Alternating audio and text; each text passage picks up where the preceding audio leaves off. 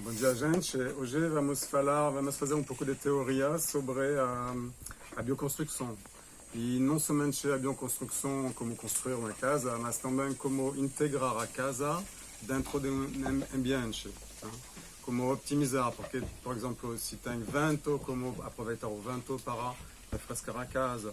Se tem muito sol, como integrar a casa mais perto de árvores ou plantar árvores para terra fresca das árvores. É muito importante. Então, não somente bioconstrução, mas também é optimização de um habitat. E a bioconstrução, quando você faz uma casa, você vai optimizar. Por quê? Porque você vai utilizar na bioconstrução o material que está local.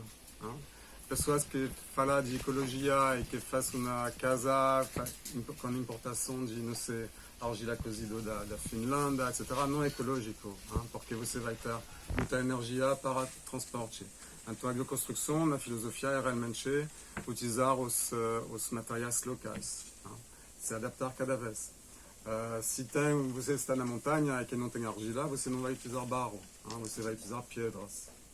Se você está no sul do Brasil, pode utilizar envelope do arroz para fazer as fibras da massa do adobe.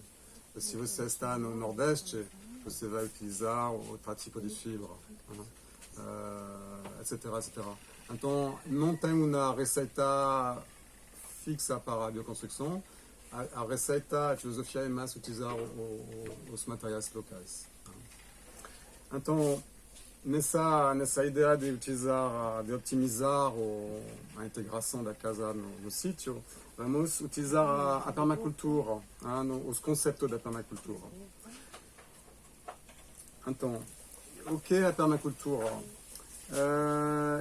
A permacultura é uma metodologia que permite de monitorar paisagem complexo. O problema da agricultura agora é que é muito simples. Você tem uma planta e você vai reproduzir essa planta e fazer monocultura.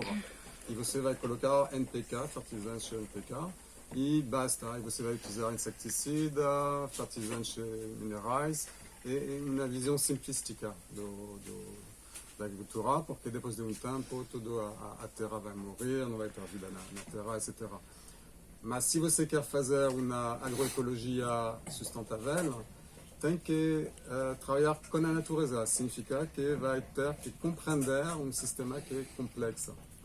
E a permacultura tem essa metodologia que permite de manejar, monitorar os ecossistemas complexos, dando metodologia, ferramentas para simplificar, para dar ferramentas para simplificar e monitorar. Então, a permacultura vai permitir de fazer a integração do habitat no ecossistema, vai permitir de utilizar os serviços do ecossistema. Você ouviu falar já dos serviços do ecossistema? Se chama serviços do ecossistema, são ar puro, água pura, alimentação, tudo que vem da natureza, que vem do ecossistema, são serviços do ecossistema.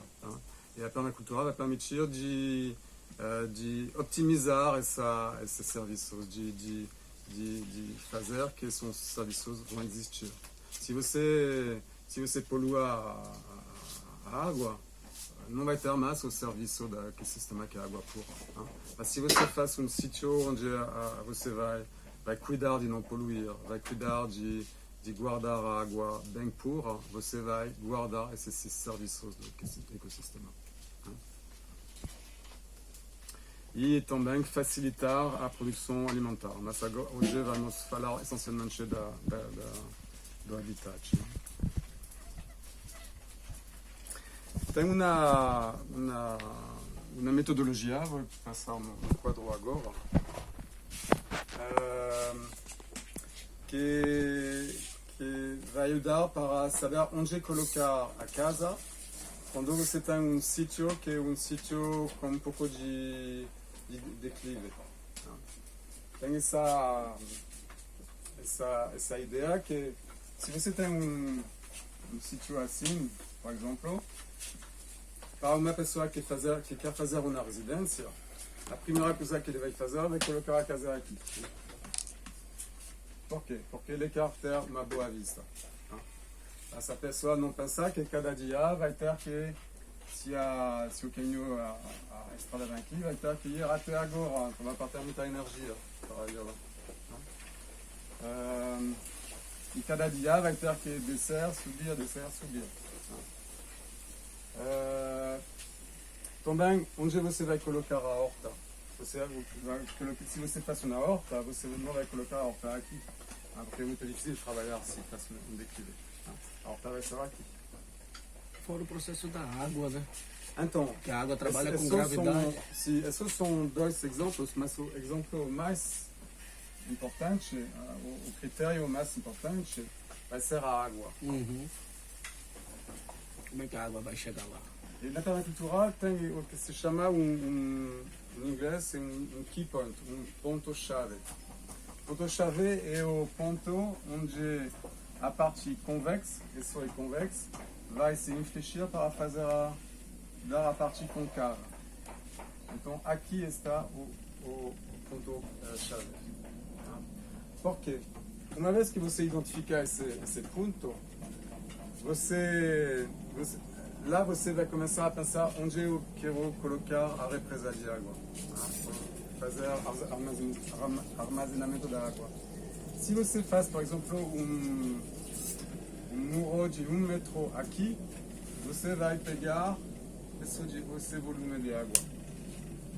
Mas se você faz um muro aqui, pode imaginar que o volume de água vai ser muito mais importante. Então a regra é de falar, quando a gente identificou o ponto-chave, a represa vai ser um pouco embaixo desse ponto-chave. E tudo vai junto. Então uma vez que você identificar esse ponto-chave, key point in English. Key point. Você colocar a represa aqui, você colocar a casa aqui e você colocar a horta aqui. Por quê? Porque você vai aproveitar da água da chuva armazenada aqui na represa com gravidade diretamente para a casa. É fácil de filtrar a água. Se a água não é muito boa, você pode utilizar só para o banheiro, para a limpeza do chuveiro, etc. Se não é água que você não pode beber, você pode utilizar para isso.